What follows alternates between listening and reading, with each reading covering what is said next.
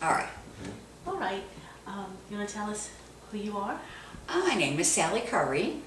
Okay, Ms. Corey, we thank you so much for allowing us to interview you.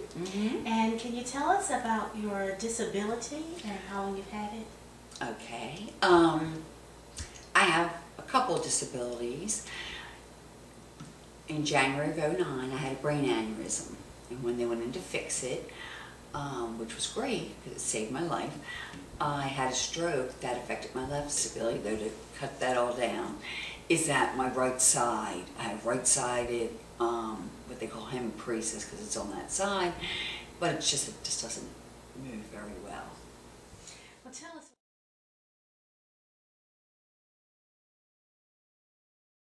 That was one of the hardest things I had to get over, and I don't have trouble with it now.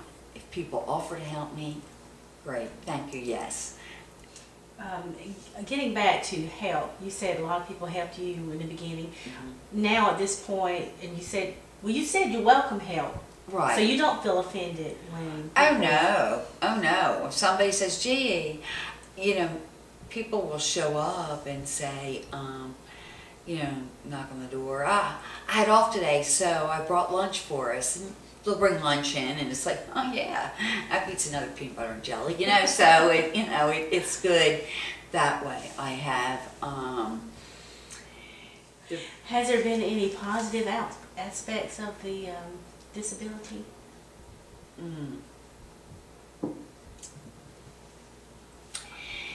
Probably the answer to that depends on what day you ask me.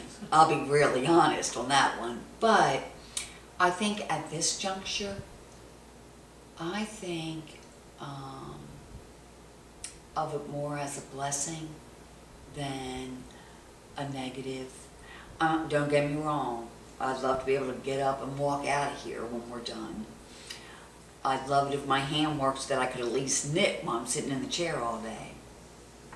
But it increased my prayer life. It made me appreciate all those people who offer for help. It made me take a good hard look at where I had been in life and where I was going. It made me take a good look at my children and their children, what better ways I could be a better parent or grandparent to them. So sometimes, a lot of time when your hand isn't a bad thing, sometimes I'll think, what I would do to, be able to dance or something, silly like that. But overall, it gave me a real appreciation for life.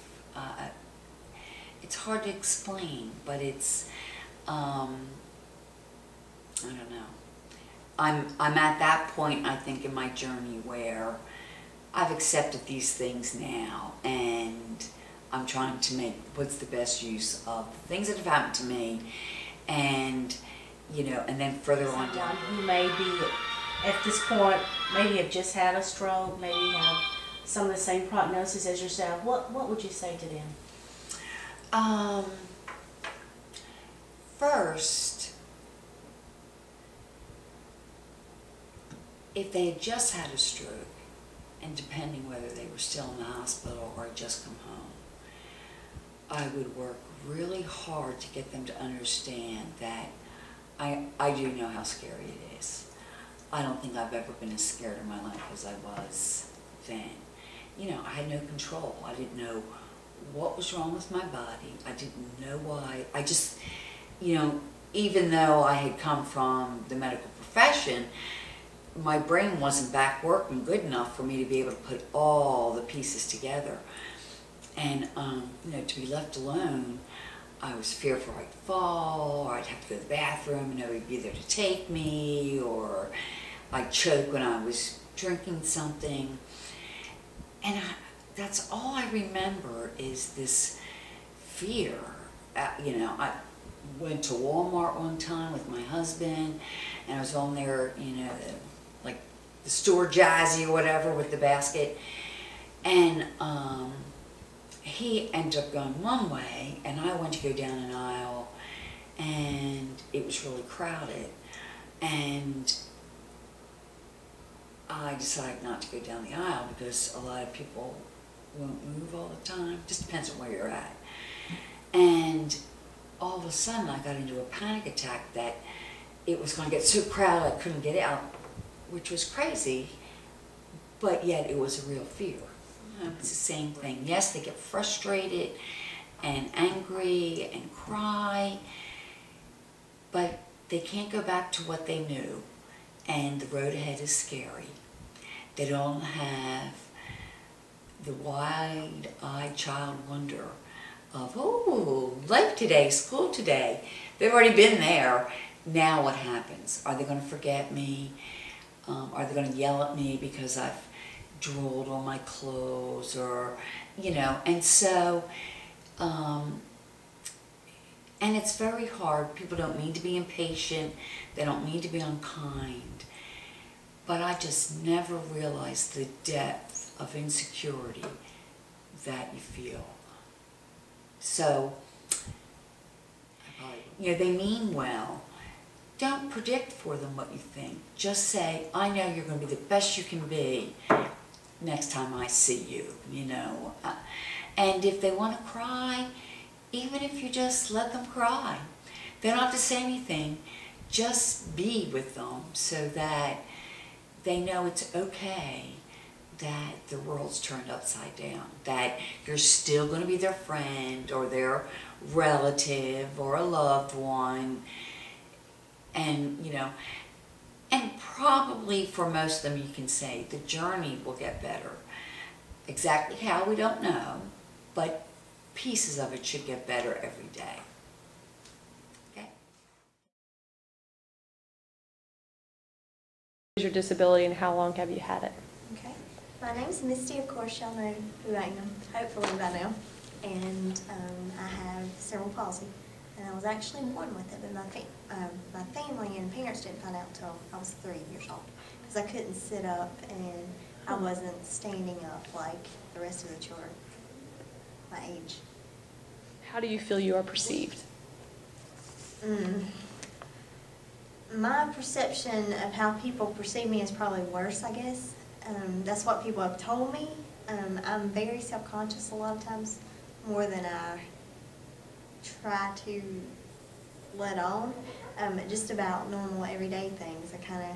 I've gotten better as times went on. Some things I don't pay so much attention to, but things like falling. Recently I fell, and this was an eye-opener because this has actually been 2 weeks ago maybe. I fell on a sidewalk and I had a guy walk past me and laugh when he said, "Are you okay?" and just keep going. So it depends on the people, and this week I did the same thing. It's just because it's cold outside and it's harder to walk around and not to do things like that. But when I do fall down, sometimes it's, you know, these people this week were there to help, but it's just, I don't know, I think I'm more self-conscious of it, or of having a disability than most people around me. Friends of mine have told me that they don't even see it anymore.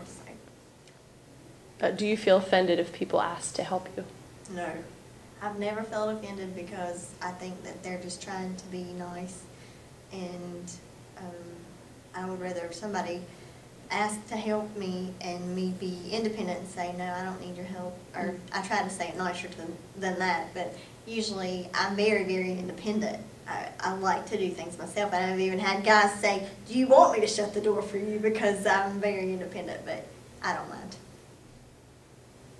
And what would you say are some positives from being disabled? I think that I would not be the same person. I think it gives you a different worldview. Sometimes I wonder what it would be like if I didn't have it. But it's very, it makes me more aware of the differences in other people. And in a multicultural way, it just makes me more aware of the differences in other people's culture. And I don't know, I think it helps you have a different kind of appreciation for life. I don't know, I can't say from not knowing, not having it, what it would be like if I had gotten, you know, hadn't had it at a young age. or had experienced what it was like to not have it. But it makes me appreciate things like walking itself, because I've spent a lot of time in a wheelchair as a little girl, and having surgeries and being on my back for a whole entire summer, one summer, my junior summer of high school. It just makes you appreciate certain things. Like at work now, I take the steps instead of going down the elevator. And a lot of people that I work with take the elevator every day. And they say, "Misty, do you want to go with us?" And I say, "No, because I'm supposed to be in a wheelchair by a doctor's diagnosis." But I just prefer to walk. What role does your family play? They are awesome support. My family, that's one thing that my family has always come together on. They've always been there to encourage me to try to be as much like everybody else as I can be. I ran a mile run in high school with classmates of mine, and actually had a faster time than four of the students. But I practiced every day. I ran at home, and people didn't know that, but I didn't want to be the last one. So I've tried to always be like most everybody else, and I try not to use it as a crutch. Even now, today I don't have a handicap parking space handicap parking sticker because I'm so stubborn I have it, and I got a parking ticket here because I don't have one. I could have had one, but stubborn me, I'd rather not have a parking sticker because that just means I'm different, and I don't want that to, I want to be, I know I'm seen as different, but I don't want that to be what people see, that label. So How often do you have to go to the doctors? I don't really. I don't go like I should. I'm going to tell on myself. Because right now I don't have insurance. That's kind of scary for me because I do file more than most people and different things. But I'm very blessed, and I don't have a lot of health issues as far as or like you would think most people with a disability have. My biggest thing is probably needing therapy a little bit. But that in itself, I've had vision therapy. I also have vision issues. But most of that, I get Voc Rehab helps them, and they do help me pay for the eyeglass visit. I had to pay for everything else, but there's a little bit of help out there for that. And but I don't really go to the doctor even like I should on a normal basis. All right. That's it.